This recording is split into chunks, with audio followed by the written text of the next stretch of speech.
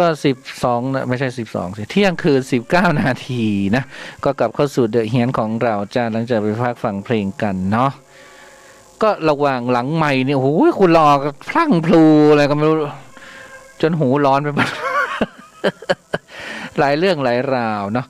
ก็เกี่ยวกับธรรมสถานของเรานี่แหละเนาะก็อย่างเช่นตอนนี้เรากำลังจะทำโรงครัวก่อนนะโรงครัวนี่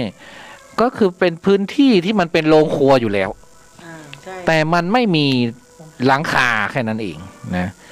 มันก็เลยเอาของอะไรไปไว้ไม่ได้นะทีนี้ก็เลยจะต่อเติมนะต่อเติมไม่ได้ต่ออะไรมากอ่ะคือไปเห็นของวัดพระธาตุสีจอมทองไปเห็นของ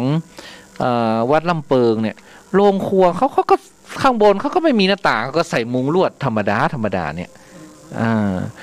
ก็คือทำง่ายๆไว้เก็บของนะแล้วก็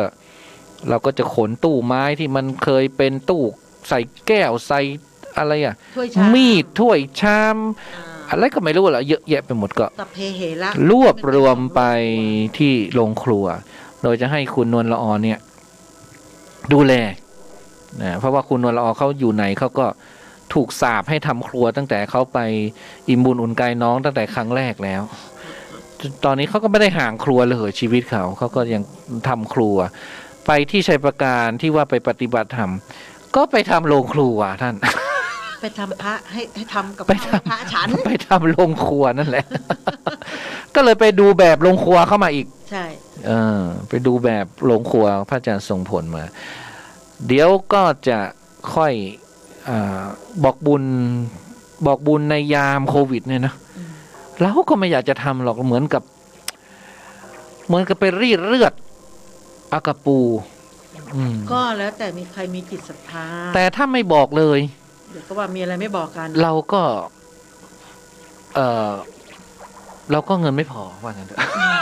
เขาเรียกว่าบุญใหญ่นะทำครัวเป็นอู่ข้าวอู่น้ำใช่ไหมคุณละออเขาทำทุกครั้งที่คุณละออเขาทำครัวอานิสงส์ก็จะกลับไปหาผู้ที่บริจาคก็จะไม่อดไม่อยากเหมือนตุ้นุกเนี่ยอ้วนออกเนี่ยไม่มีอดอยากเขาเรียกว่าสะสมบุญเนี่ยค่ะทำบุญทำทานทำบุญทำทานอานิสงส์ก็จะเหมือนกันนะคะมันก็คือทำบุญเราก็ได้อิ่มบุญแต่เมื่อก่อนตรงนั้นมันก็เคยเป็นโรงครัวนะก็เป็นโรงครัวอยู่เก่านั่นแหละแล้วยังไงพระอาจารย์ถึงย้ายมูฟเข้ามาก็ไม่รู้นะตู้มันพังนะรู้สึกตู้มันจะเปื่อยมันทำให้ตู้เปื่อยทีนี้เดี๋ยวเราก็จะทำโรงครัวก่อนทีนี้มีโรงครัวเนี่ยมันก็เลยต้องมีโรงฉันพอทำครัวเสร็จก็ไปโรงฉันคือสมัยก่อนที่พระอาจารย์ภาสกรท่านทำโครงการกวดวิชาพุทธวิปัสสนาเนี่ยก็จะมีคนมาปฏิบัติเนาะแต่ทีเนี้ยตอนในช่วงที่เขาจะต้องกินข้าวกันเนี่ยมันไม่มีที่เลยใช่ไม่มีที่กินข้าวเลยสำหรับญาติโยมที่มาปฏิบัติทั้งญาติโยมทั้งพระมันก็เลยเป็นออกยอกแอกแงกเธอแปลสิไม่เป็นสัตว์เป็นส่วนยอมนั้นหน่อยญาติโยมก็ไปนั่งกันไปซึ่งมันทำให้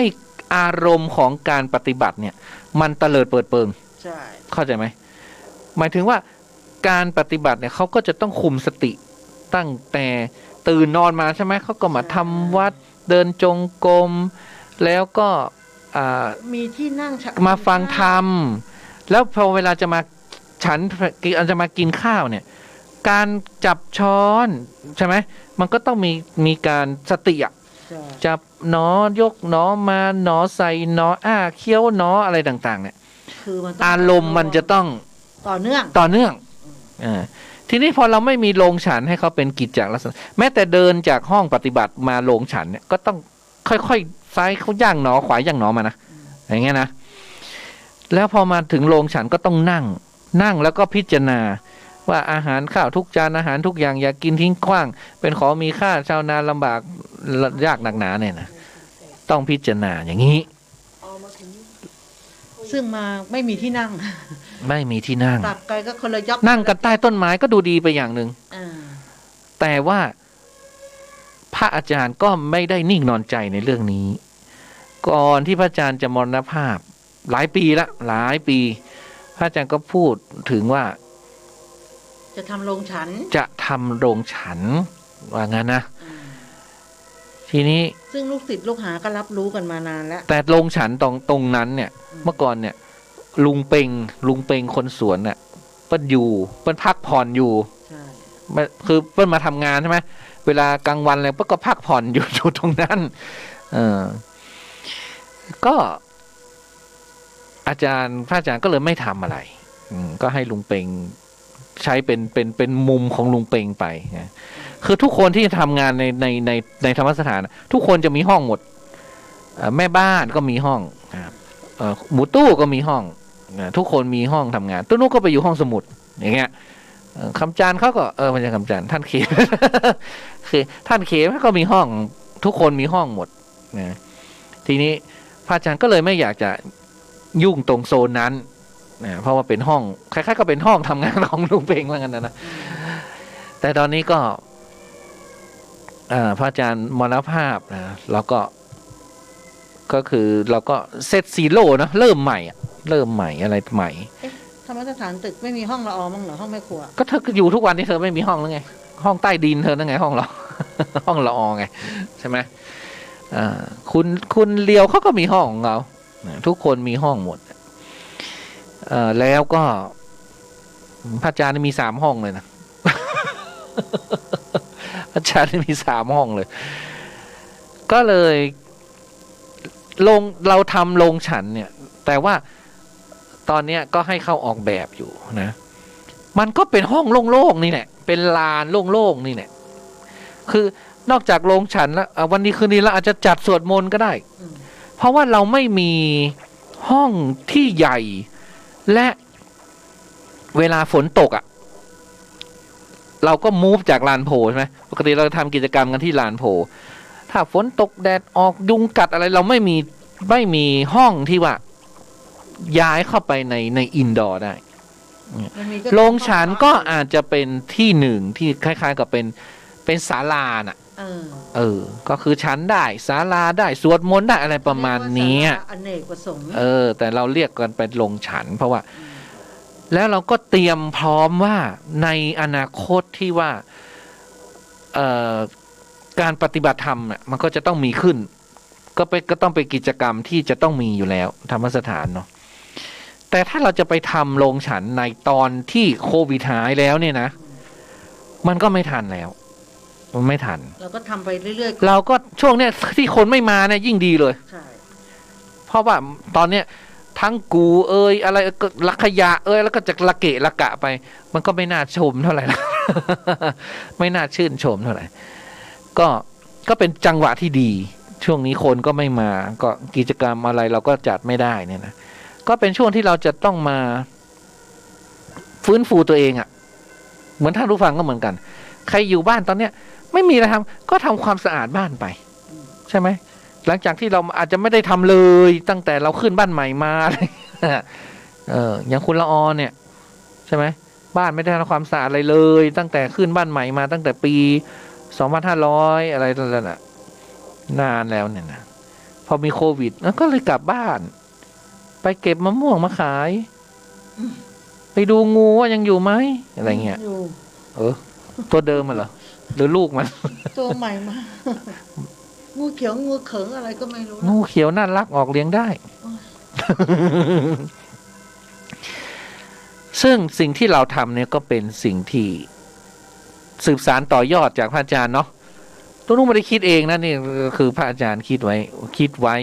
แต่ท่านไม่ได้ทำแค่นั้นเองคือเราเป็นลูกศิษย์เรารับรู้ได้เรารับรู้ว่าพระอาจารย์เคยพูดไว้อย่างไงใช่ลูกศิษย์ไม่ใช่ว่าลูกศิษย์แค่เรานะคนอื่นลูกศิษย์คนอื่นก็เคยได้ยินเคยรับรู้มาแล้วว่าพระอาจารย์ตั้งใจจะทำแต่ท่านยังไม่ได้ลงมือทำเท่านั้นเอง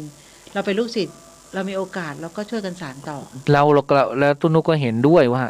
เราควรจะมีโรงฉันเพราะว่าถ้าเราเป็นธรรมสถานเนี่ยก็เป็นคล้ายๆเป็นสถานปฏิบัติธรรมของวัดฝายหินนะใช่สถานปฏิบัติธรรมเนี่ยทุกแห่ง เขาต้องมีโรงฉันน่ะ ที่ตุ้นุกไปดูไปเห็นมานะเขาต้องมีโรงฉัน แล้วการปฏิบัติมันก็จะต่อเนื่อง คือเขาไม่คือคนปฏิบัติเนี่ย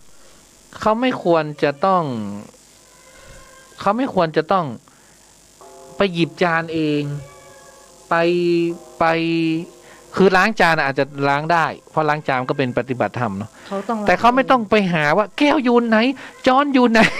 ช้อนอยู่ไหนอันมันไม่ใช่ไง เราไปปฏิบัติที่อื่นเขาให้เราทำอย่างนี้ไหมล่ะ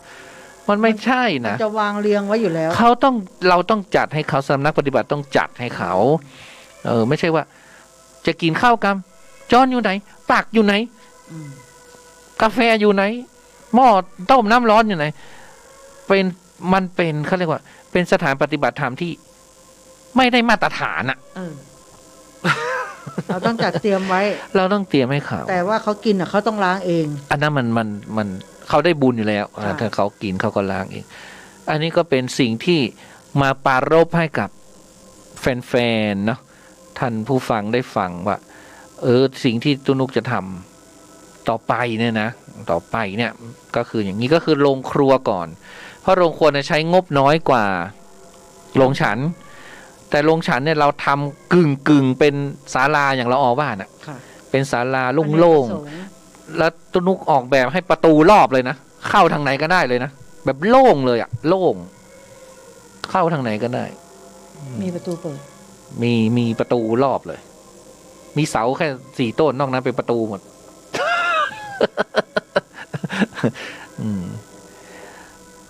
อย่างนี้นะก็สามารถจะร่วมบริจาคได้เดี๋ยวตุนุก็จะโพสต์ไป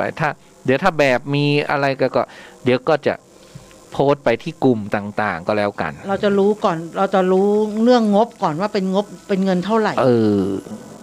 ตอนนี้เรายังไม่รู้ว่ามันงบประมาณเท่าไหร่อาจจะแม่ล้านก็ได้นะงานใหญ่นะเนี่ยนี่ไม่ได้อาจจะตั้งชื่อเป็นโรงฉันที่ระลึกพระอาจารย์ภาสกรอะไรก็ได้เป็นที่ระลึกแกนะอย่างเงี้ยเป็นต้นนะอันนี้คือคิดไว้แล้วนะคิดไว้แล้วแต่ไม่ได้บอกใครไม่มีเวลาไปบอกใครคุณละออยังไม่รู้เลยนะเพิ่งมาบอกละออเนี่ยใช่ไหมใช่นะรู้แต่ว่าจะทำแต่ไม่รู้ว่าที่มาที่ไปมันเป็นอย่างนี้ทำไมถึงอยากทำโรงฉันโรงครัวแต่ที่มาที่ไปเนี่ยละออรู้แต่ไม่รู้ว่า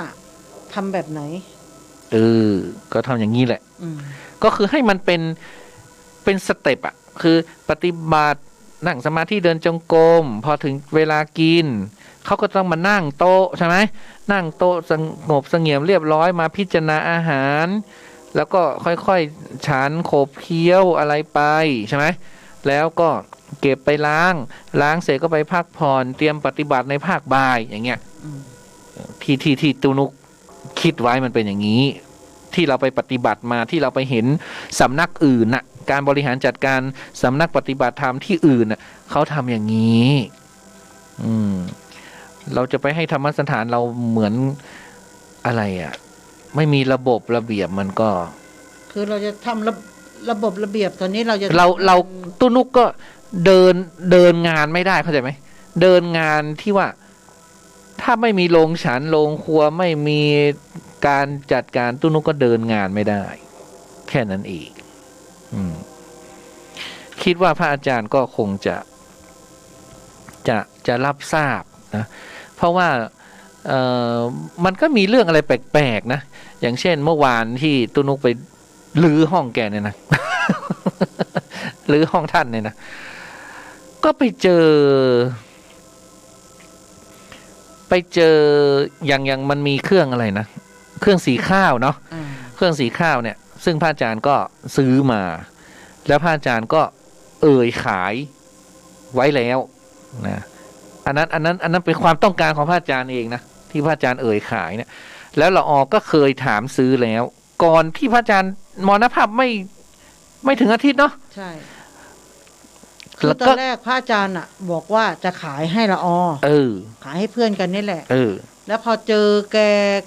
ครั้งล่าสุดก่อนแกจะเสียชีวิตได้2 วันละออก็เลยถามแกว่า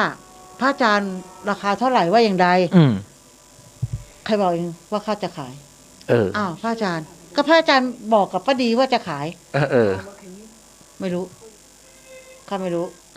เอากับพระอาจารย์บอกว่าจะขายข้าไม่ขายแล้วพระอาจารย์ทำอย่างนั้นยังไงเรื่องข้าแล้วหนูบอกเพื่อนหนูไปแล้วว่าพระอาจารย์จะขายเรื่องเองเสร็จแล้วเราก็มารับรู้จากตุ๊กเข็มว่าพระอาจารย์ลืมนานมาแล้วลืมไปว่าเคยรับปากคนหนึ่งไว้ว่าจะขายให้คนนั้นแล้วก่อนแล้วคนนั้นก็ไม่มาเอาตั้งแต่นั้นก็ขอไปมาใช่แล้วคราวนี้พระอาจารย์ก็เลยไม่อยากเสียคำพูดก็เพราะอาจารย์ถือสัจจะเป็นที่หนึ่งอาจารย์ก็เลยจะรอคนแรกก็เลยปฏิเสธละอซึ่งละอก็บอกแล้วหนูบอกเขาไปแล้วเรื่องของเองละเรื่องค่าลืมไงทีนี้เมื่อวานไปค้นเนี่ยไปจัดเอกสารท่านเนี่ยก็ไปเจอใบเสร็จที่ท่านไปซื้ออีกเครื่องสีข้าวเนี่ยมาเนี่ยเครื่องสีข้าวเล็กๆนะท่านผู้ฟังอย่าไปนึกว่าซื้อเครื่องสีข้าวใหญ่เครื่องสีข้าวที่สีแบบซ้อมมือเนาะใช่ไหมแบบกินในครัวเรือนอะไรเงี้ยเล็กๆหลังจากที่มันอยู่ไหนไม่รู้เลยนะก็ไปค้นเจอมาทีละอย่างไปแล้วก็ไปเจอคู่มือการใช้เครื่องสีข้าวซึ่งพระอาจารย์เก็บไว้หมดทุกอย่างซึ่งพระอาจารย์ก็คงจะลืมแล้วพระอาจารย์เก็บไว้ไหนแต่เราไปเจอไงพอเราไปเจอเราก็พระอาจารย์คงอยากจะขายจริงๆอ่ะซึ่งถ้าเจอทีละอย่างถ้าไอ้ตรงเนี้ยมันถูกทิ้งไปแล้วเนี่ยเราก็ไม่รู้เรื่องอะไรเลยเราก็ไม่รู้เรื่องอะไรเลยทีนี้มันไปเจอแล้วก็ไปเจอใบเสร็จที่พระอาจารย์เคยเหมาเครื่องบินไปเทศที่แม่สอด75,000น่ะอาจารย์เก็บหมดทุกอย่างแล้วเราก็คนนี้มันเป็นตำนานนะนี่มันเป็นตำนานจะมีพระที่ไหนในประเทศไทยเหมาเครื่องบิน75,000ไปเทศเนี่ยนะเทศ1 ชั่วโมงนี่อย่างเงี้ยแสดงว่าพระอาจารย์อยากให้ตุ้นุกรับรู้ในสิ่งที่คือบางอย่างที่ทิ้งก็ทิ้งนะที่ทิ้งก็ทิ้งได้บางอย่างก็เราจะสะดุดตาเองอะเวลาเราค้นเอกสารนะท่านผู้ฟังนึกภาพนะค้นเอกสารมันก็จะสะดุดตาอันนี้อะไรมันก็จะแวบขึ้นมาเองอะว่าอันนี้มันอันนั้นอันนี้มันอันนั้นเนี่ยเหมือนท่านมาบอกพูดแล้วขนลุกนะขนลุกนะ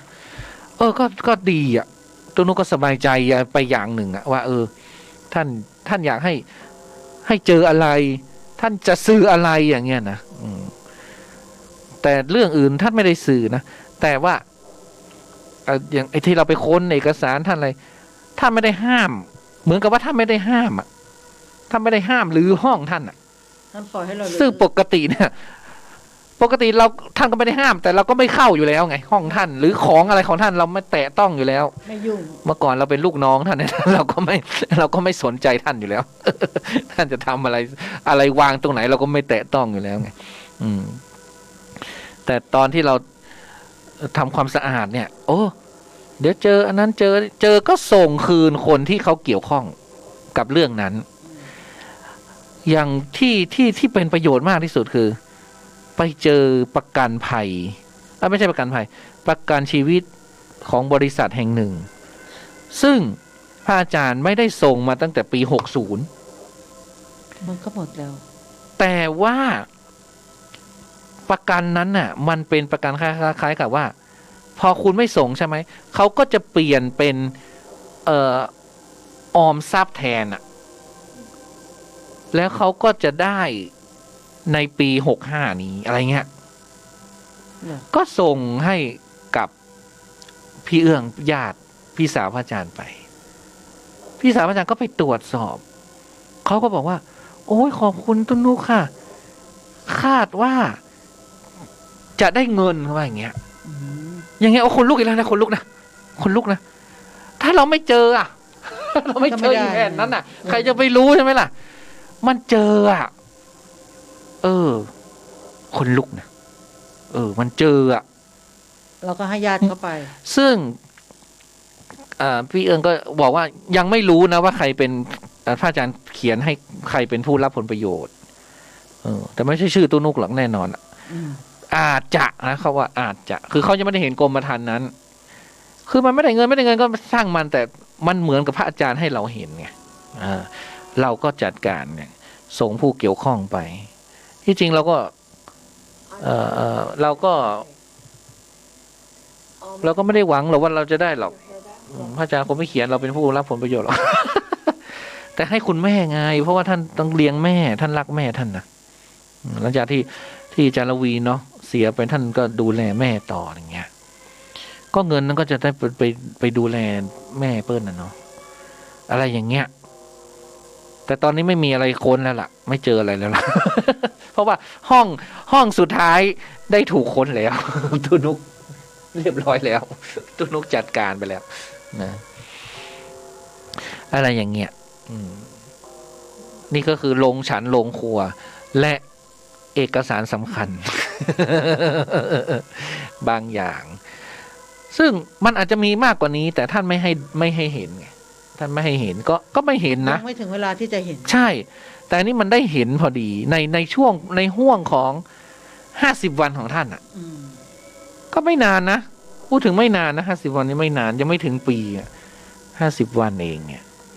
ยังไม่ได้ครบต้นนุกรู้สึกจะค้นตอน50รู้สึกจะ51 วันเนี่ย51-52 วันน่ะมันเป็นห่วงของท่านน่ะเนาะ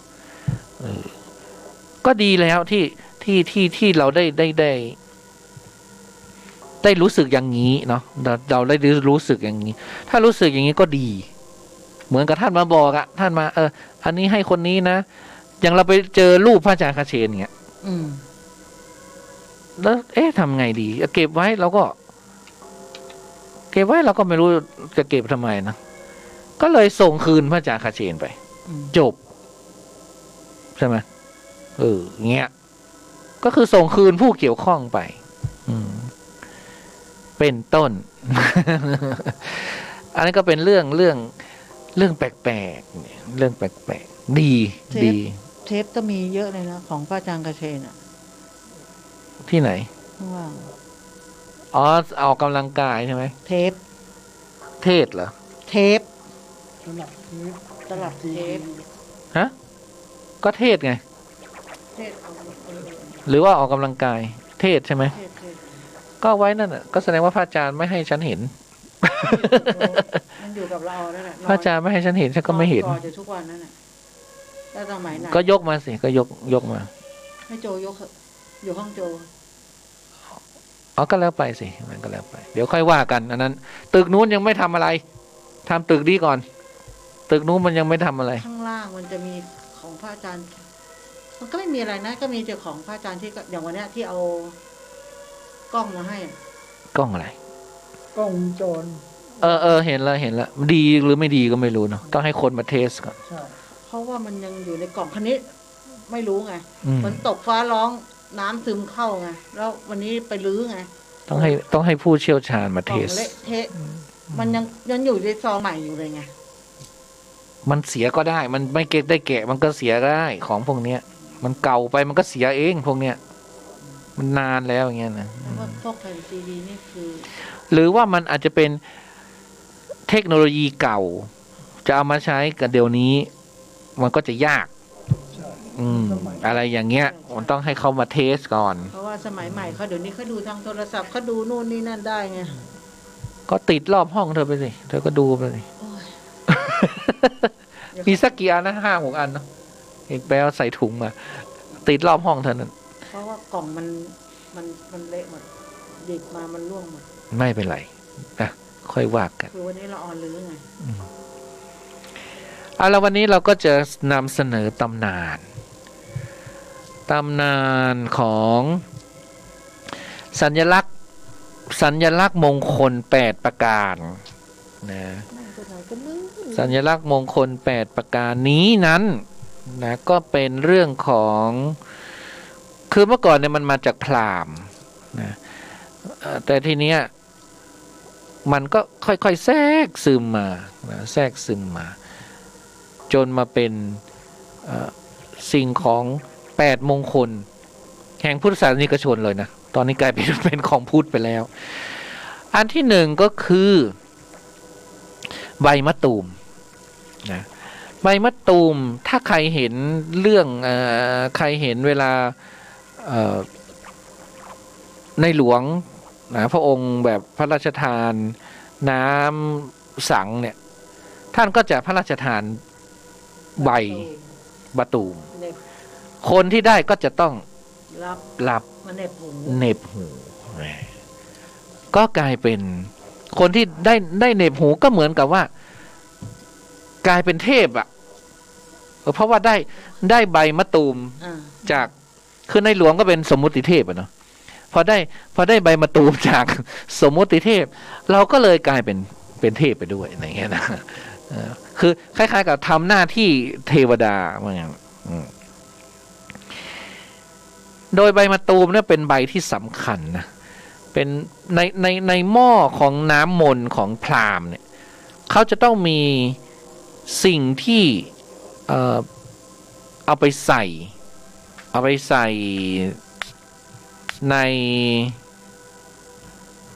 ในหม้อเนี่ยนะก็คือจะต้องมีใบมะตูมมีหญ้าแพรกอะไรพวกเนี้ย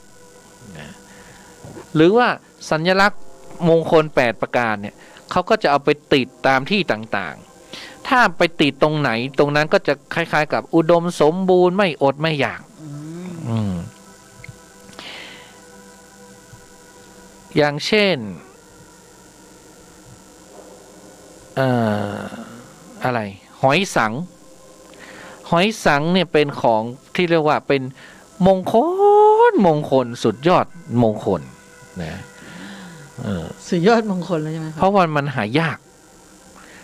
ถ้ามันเวียนขวานะเวียนขวาเนี่ยหายากชนิดที่ว่าในหอยสัง1 ล้านตัวเนี่ยจะมีเวียนขวา1 อันนอกนั้นมันจะเวียนซ้ายหมดเพราะฉะนั้นหอยสังเวียนขวาเธอว่าขอนละเท่าไหร่ขอนละ1 ถึง 2 ล้านบาทโธ่ก็คือหอยสังล้านตัว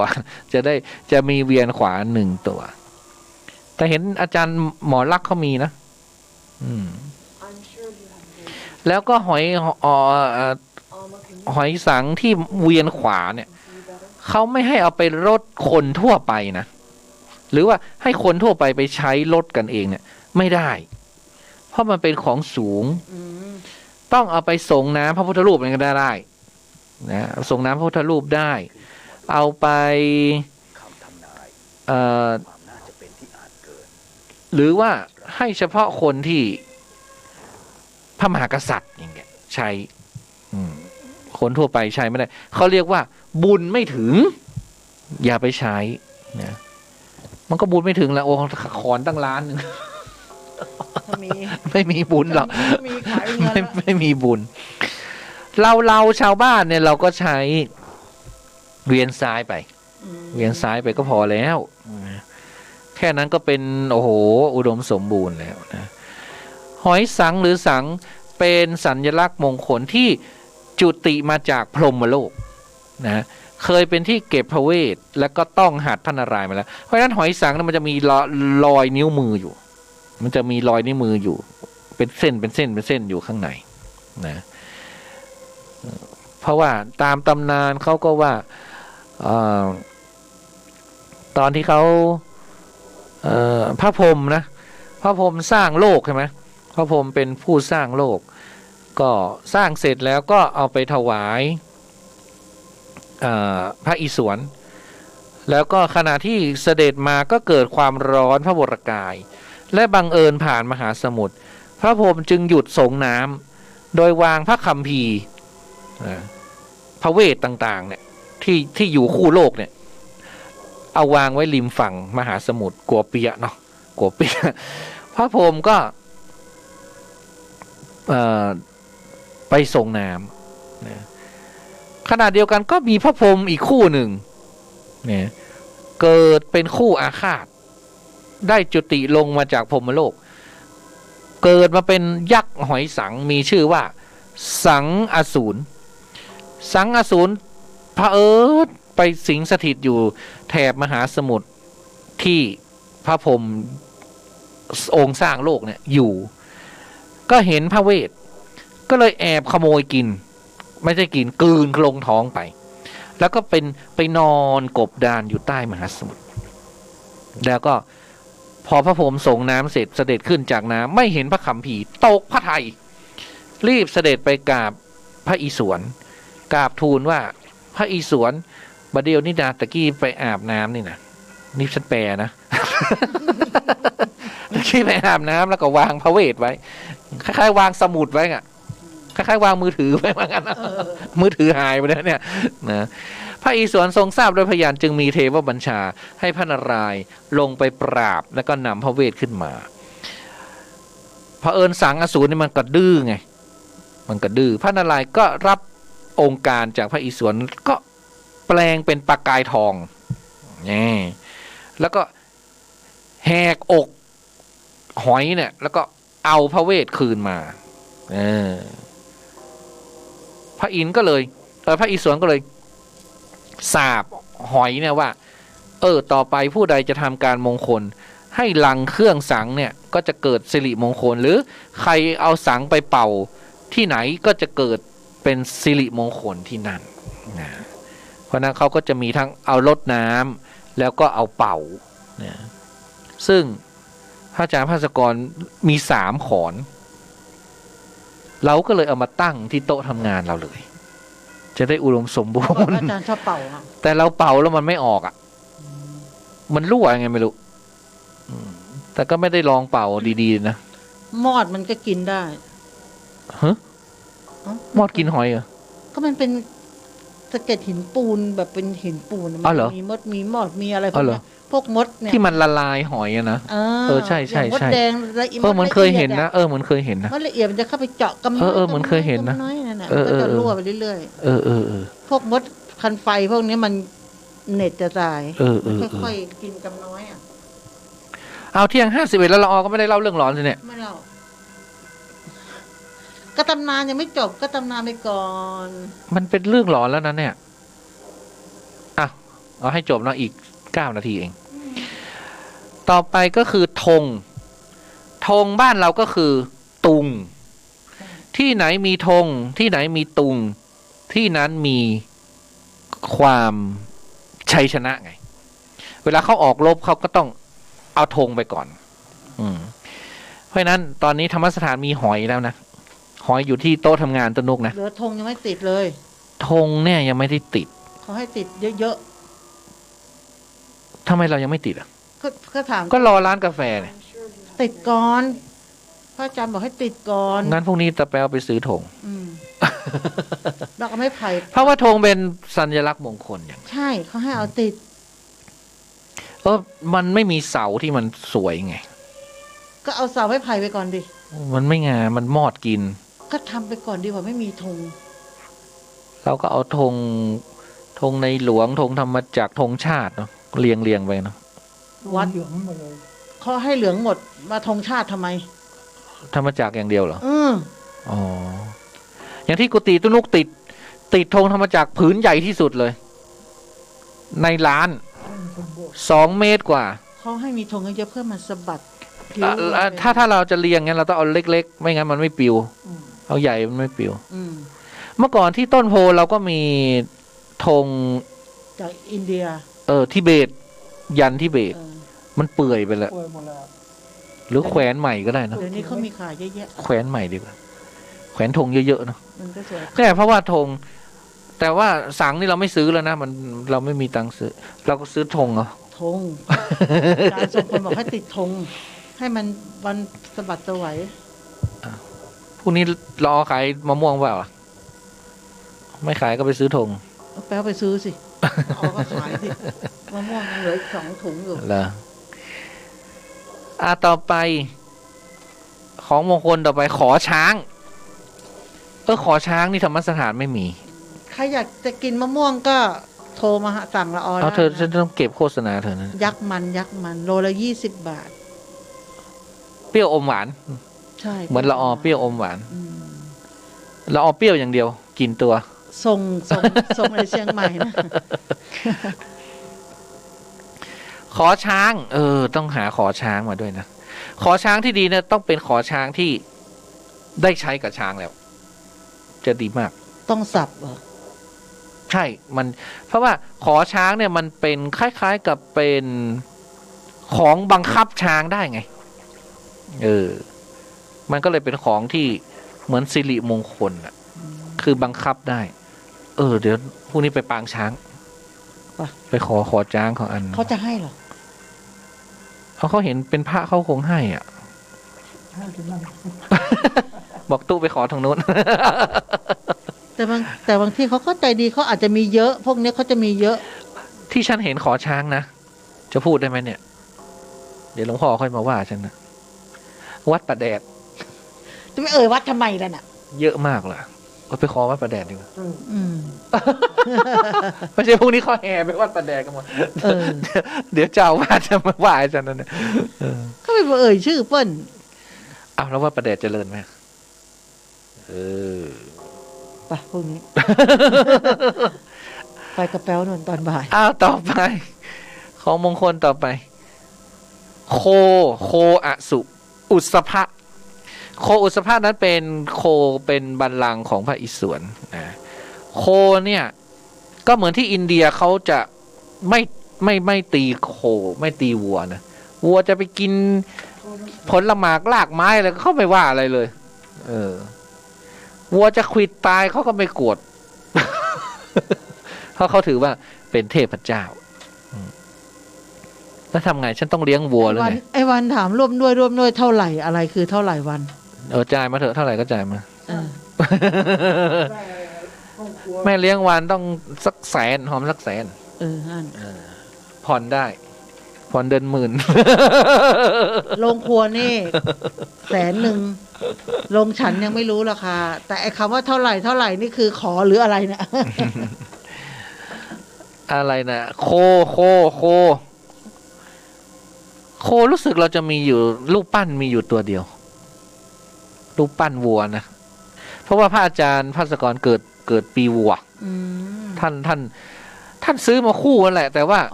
แมวมันแตกอยู่ตรงบันไดไงวัวไอ้วันบอกเรื่องธงจะเป็นเจ้าภาพธงจะเป็นเจ้าภาพธงซื้อมาเลยเยอะๆซื้อมาเลยเป็นเจ้าภาพทำไมของถูกระดับแม่เลี้ยงวันต้องเป็นเจ้าภาพของแปลง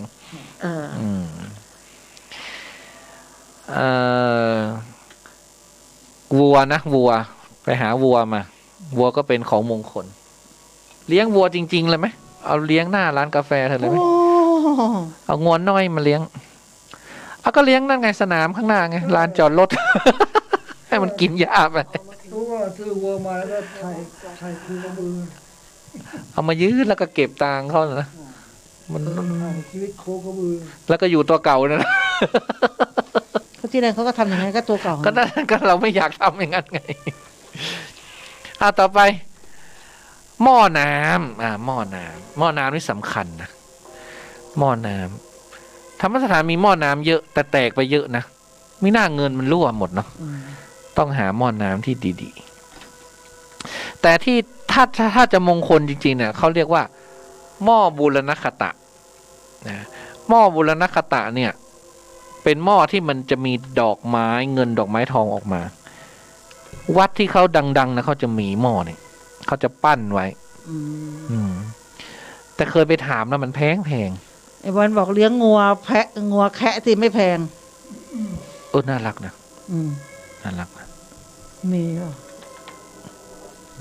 เอามาไม่ต้องตัดหญ้าแล้วเอาลงฉันให้รอดก่อนเถอะเลี้ยงวัวเนี่ยนะเอาลงฉันให้รอดก่อนก็หม้อบุรคตะนะแพงเคยไปถามแล้วแพงมาก2 อัน10,000อ่ะอันเล็กๆอ่ะก็เลยยังไม่รวยเพราะยังไม่มีหม้อนี้เอาหม้อธรรมดาก็ได้หม้อดินมาวางไว้เนาะแต่ไอ้ที่พระอาจารย์ตั้งน้ำหม้อน่ะฉันเปิดน้ำไม่ไหลสักอันเลยไม่รู้เปิดยังไงมันเสียต้องต่อใหม่ใช่ไหมใช่เนี่ยทำให้เราไม่มีน้ำอ่ะน้ำหม้อมันไม่มีไงมันต้องชุ่มชื้นเนาะหม้อกองมันเสียแล้วก็น้ำมันต้องกองใส่หม้อเนี่ยมันต้องซ่อมอีกหลายอย่างเลยล่ะต้องเปลี่ยนใหม่แล้วนะมัน ก็ไม่เป็นไรนี่ก็คือ8สัญลักษณ์นะเพราะฉะนั้นแถวบ้านก็ทำได้นะถ้าบ้านญาติโยมอ่ะอย่างบ้านไหนที่ว่า โบราณนี่เขาจะมีหม้อหน้าบ้านนะ ใช่เป็นมงคลนะเป็นมงคลนะ ใครหิวมาจากไหนเขาก็จะมาตักน้ำกิน เขาบอกว่าหม้อเนี่ย ทาน บรรจุน้ำสะอาดและทรัพย์มณีอันมีค่านั่นถ้าเรามีเครื่องกรองน้ำตั้งเร่งดีแต่ชาวบ้านเขามากิน หม้อน้ำจึงเป็นสัญลักษณ์ของความสิริมงคลความบริสุทธิ์สะอาดและโชคลาภหมายถึงทรัพย์สินที่ไม่รั่วไหลลาภปัญญาอเนกอนันต์และมีอายุยืนยาวเอาสิปรากฏว่าตอนนี้รั่วแล้วก็แห้งหมดต้องไปจัดการนะละอ่อนนะต้องฝากละอ่อนนะธรรมจักรก็เป็นสัญลักษณ์มงคลปลาทองก็เป็นมงคลดอกบัวเป็นมงคลตุ้งเดี๋ยวไปซื้อพรุ่งนี้ดอกบัวมีแล้วแต่มันไม่ออกดอก มันเลยยังไม่ค่อยมงคล นะแล้วก็สังมีแล้วหม้อมีแล้วแต่ไม่มีน้ำล่มหรือฉัตรก็มีแล้วฉัตรก็มีแล้ว ทั้งธงพวกนี้ซื้อธงมาติด นี่เรามีสัญลักษณ์มงคลตั้งเยอะตั้งแยะแล้วนะอันนี้ก็เป็นเรื่องที่นำมาฝากกันแต่ฉัตรถ้าใครจะเอาฉัตรไว้บ้านเนี่ยให้เอาไปไว้ที่พระพุทธรูปที่โต๊ะหมู่ได้นะฉัตรก็เป็นเรื่องของบรรดาศักดิ์หมายถึงการป้องกันจากมารร้ายคุ้มครองป้องกันอะไรต่างๆเนี่ยอันนี้ก็เป็นสัญลักษณ์มงคลนะที่บ้านไหนถ้ารู้สึกว่าติดขัดแก้ห่วงจุ้ยไม่ได้อะไรเนี่ยลองเอาพวกนี้ไปติดดูไปติดธงก่อนก็ได้ติดธงติดอะไรก่อนตั้งหม้อน้ำก็ได้ง่ายๆนะอันนี้ก็หมดเวลาพอดีแล้วคุณละออนะก็ขอแผ่เมตตาไปยังทุกสรรพสัตว์สรรพวิญญาณสรรพเจ้ากรรมนายเวรแล้วก็ทุกดวงจิตดวงวิญญาณที่เราได้หยิบยกเอ่ยอ้างท่านขึ้นมาในรายการก็ขอให้ท่านได้รับบุญกุศลที่เราได้จัดรายการนี้นะบอกกล่าวธรรมะบอกกล่าวข่าวสารก็ขอให้บุญนี้จงถึงท่านแล้วก็ขอให้ท่านจะได้จองเวรจองกรรมเบียดเบียนซึ่งกันและกันเลยไปสู่ภพภูมิที่ดีอโหสิกรรมและกันเทินแล้วก็มีสิ่งหนึ่งสิ่งใดที่ตุนุกและก็คุณนวลละอได้พูดประมาทพลาดพลั้งไปก็ดีนะรู้เท่าถึงการก็ดีรู้เท่าไม่ถึงการก็ดีก็ได้อย่าได้ถือโทษโกรธกันนะให้ฟังหูไว้หูนะอย่าได้เป็นบาปเป็นกรรมกันเลยเนาะสำหรับค่ำคืนนี้ก็นำรายการจากท่านผู้ฟังไปก่อนพบกันใหม่พรุ่งนี้กับเดอะเฮียนนะวันพฤหัสศุกร์ดีเจพันนุ้งนิกแล้วก็คุณนวลละอใจเย็นสำหรับค่ำคืนนี้นอนหลับฝันดี